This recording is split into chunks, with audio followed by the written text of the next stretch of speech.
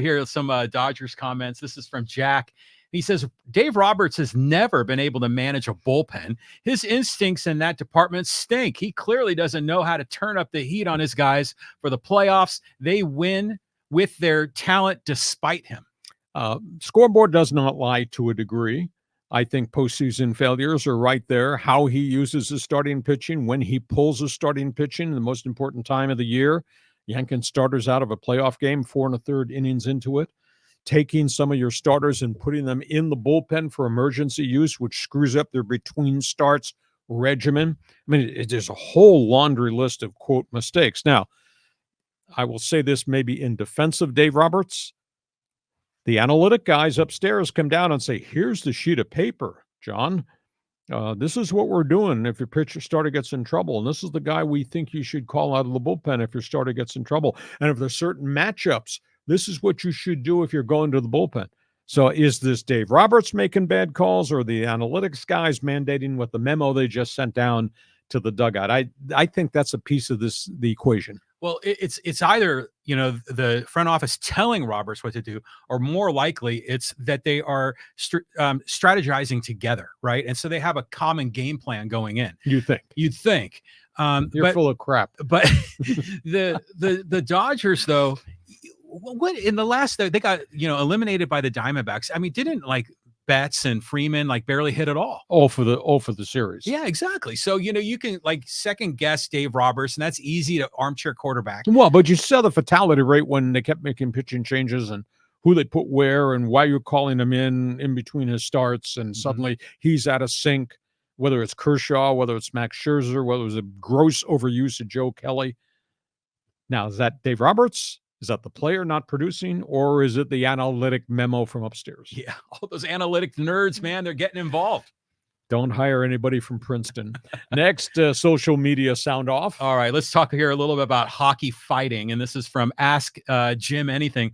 Disagree, Hacksaw. If you ban fighting, then you immediately put your greatest star's health at risk. These guys protect and enforce the unwritten rules of the game that make it so special. Well, I don't think you're putting your guys at risk, because if you ban fighting, there's no reason to have some 6'5" pugilistic Gold Gloves guy on your roster, because you need quality players, because the other guys, 23 guys, have skaters who can score. You can't have your 24th or 23rd guy be just a fighter, because there's no reason to fight anymore. Now suddenly you're at a disadvantage.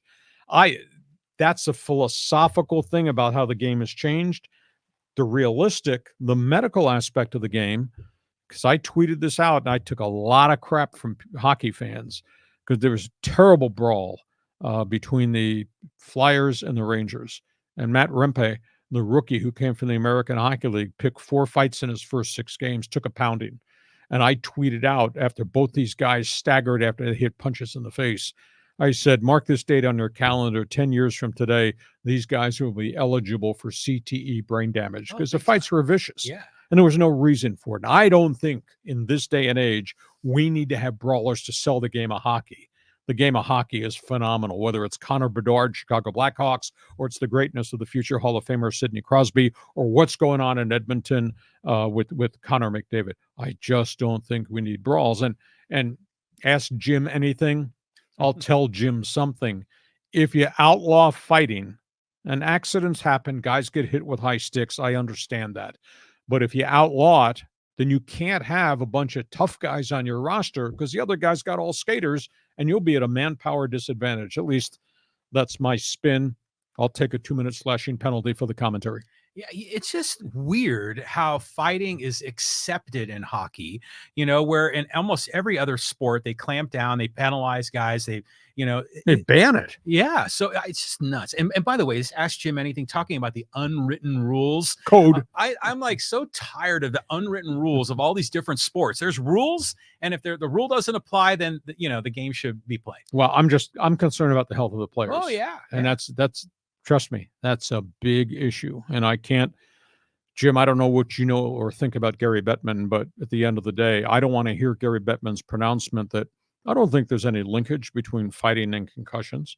And I don't see any data about concussions and CTE. Oh my God, you go to Boston University and evaluate their reports, they've done the autopsies on dead players. CTE is a real legitimate thing. Why do I want the next Bob Probert committing suicide on my watch? Detroit Red Wings tough guy. Yeah, I mean, it's just rejecting reality. I mean, what are these guys thinking? I'll take the 2-minute in the penalty box for Okay. roughing. Ask Jim anything. Next question. All right, let's go here. The Raiders, and this is from Captain Raider. Do we have to? Yeah. Rumor has it the Bears are set on Caleb and the Commanders are set on Daniels. So I believe we're going to go after Penix Jr., Nix, or JJ. I saw a rumor that Telesco really liked Bo Nix, but now that Russ has parted ways with Denver, I wouldn't be surprised if we sign him either. But yes, we definitely need a franchise quarterback. Well, here's an idea. You could sign Russell Wilson because you only cost you $1.5 million this year, but you'd have to commit $30 million next year probably because that's the price tag he'll place on the second year. Broncos are paying the first year of the salary. You could then sit there at 13, and maybe you could take Bo Nix if they think he's got all the dynamics aside from being a game manager, or you could take Penix. You could have Russell Wilson play 2 years and you develop the quarterback of the future. It's got to be the right guy. Maybe it's J.J. McCarthy, although my sentiment is he was surrounded by a lot of great people at Michigan. He had power running games. He had beast in the offensive line, had a great defense. So he was not asked to win a ton of games. He was just asked to make some plays down the field after his teammates beat the crap out of Northwestern or Purdue or Indiana. So, maybe you get Russell for 1+ year, 2 years total, for $32 million total, and you take a quarterback, the best quarterback you think at 13. So. Yeah, that to me that just makes a lot of sense, doesn't it? Because you don't want to trade all that capital to move up to the top 3. I mean, it seems like a rational thing for the Raiders to do, but they won't do that. But they don't do the rational thing, so I don't know what's going to happen. Raider Nation, thank you for joining us here at Sound Off on social media. Next question. All right, we got UCLA Basketball here. This is from Greg. He says, these statements are uneducated and come at the turning point of the season. UCLA may not be a tournament team, but they play hard, and while they lack a go-to stud, nobody wants to play them. Cronin, again, is proving to be a top 6 coach in D1. His players love him and he loves them back. Note the lack of transfers and relative lack of early NBA defections. You have a right to your opinions, even if they're wrong. No, you can't steal my verbiage. You can't flip that on me. End of the day, great coach. Accomplishments at the University of Cincinnati, phenomenal. What he did early on UCLA. But I just don't think you can bash your players in public 3 times in a span of 8 weeks and not think it does damage. Damage to those players, damage to the guys you're trying to recruit, whose parents will say, wait a minute, we're going to go here. You didn't do a good job. And he hammered these guys. He threw my kids under the bus. So I just don't understand Mick's rationale. And as John said, you support your players publicly. You work really hard behind closed doors. Yes. And if you got to bang them, you bang them privately. And I just don't understand this. Keep looking for this. What happens as soon as this season is over? Do a bunch of the Euros go into the transfer portal? Does somebody go home? That's a big issue. And at the end of the day, Mick Cronin, you recruited these guys. You signed these guys. You're supposed to develop these guys.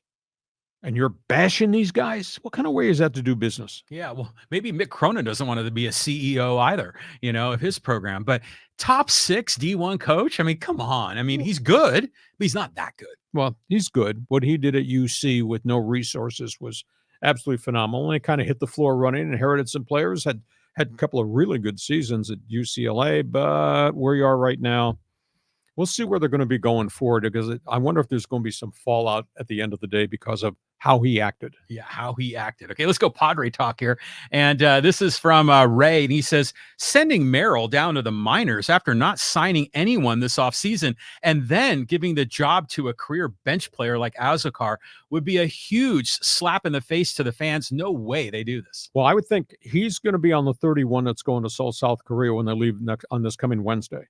And I think he might be their opening day. Now, whether he survives or not, he's playing legitimate defense. We've got to see once they start throwing for real, because I'll tell you, the intensity level and the quality of pitches he faces opening day against the Dodgers is a lot different what he's getting in spring training right now, and he's hit, and he's swinging at, I think, 271, 260, playing a really good defensive center field.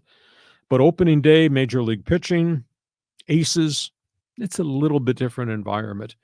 You could start him here, play and see how he does. And if he shows signs that he's overwhelmed, you send him to El Paso, because you do want him to play every day at El Paso. You don't want to have a situation where he can't handle pitching. We'll sit him on the bench. That doesn't help him. But he's, as I told John, I think there have been a lot of pleasant surprises. How he's played is okay. And, you're going to have to argue with me that Azekar is a 280 major league hitter. Maybe I don't want my center fielder hitting 220. We just visited all that with Trent Grisham.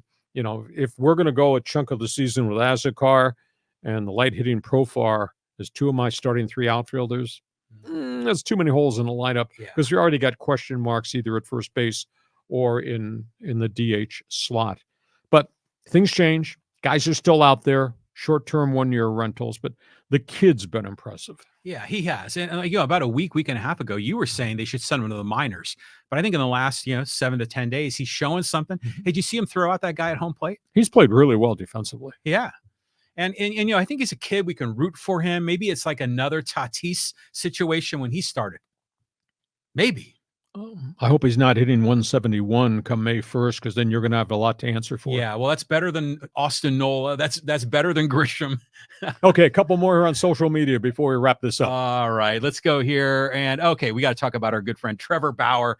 This is from Silent, and says Bower would be difficult to market, but I can't help but feel bad for the guy, because he served a sentence despite his innocence, and understanding his past and moving forward, to see Bower be dominant again would be great. Bower's willingness to put it all on the line should speak volumes about his willingness to cooperate, so he can do what he loves again. I think the only problem I have with Bower, aside from his social misconduct, is just his defiance. His defiance across the board has been consistent, that I did nothing wrong. Well, it's not a hell of a lot of people I know in society would act the way he acted towards women, not one, but four, because this happened in Cleveland, this happened in Cincinnati. It's a big issue, and it's tough. How you're correct, Silent One, is how do you market to your fans that this guy is part of your team? What does he represent? Unless Bower comes in and Bower says, I was wrong, and Bower does not do any junk on social media. But that's not him. He's always doing this. Yeah, he's always doing this with the cell phone. So I don't know. Can you put the parameters around? Nobody would touch him right now. He's still kind of radioactive. He is radioactive, but I agree. I think the guy deserves another chance, a second chance or third chance, whatever it turns out to be. But I don't know. It's frustrating, because on one level, all this nonsense off the field, that has an impact on the team and their brand image, but you typically don't want to have to judge people for what they do off the field. But in this case, though, the most recent case of the woman, he was set up. I mean, the dude was set up, and we have to give him a little bit more of a benefit of the doubt, I think. He was stupid. He was stupid. You're a public figure. You're making mega money. Why would you ever expose yourself to something like that? Yeah, but it's off the field. You got to judge him when he's on the field. If I were King, you like to say that, I would sign him, especially if you're the Padres, and get him on a minimum salary and with some incentives. It's nothing but upside.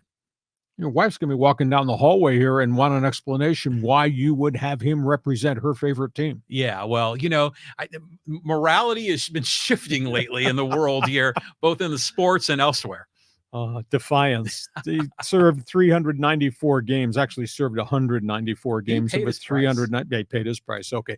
Last question of the day before they cancel our podcast. All right, here we go. Talk about the San Francisco Giants here. Here we go. Hope Springs Eternal says Zaidi of the Giants does these opt-outs all the time. But look at Zaidi's record. He's only has one winning season in the 5 full years he's been with them. Well, the one that was at 107 games, that one mystical year. Yeah, that was really weird. Yeah, I mean, it came together. They rented all these free agents, and these guys stayed healthy, and it came together.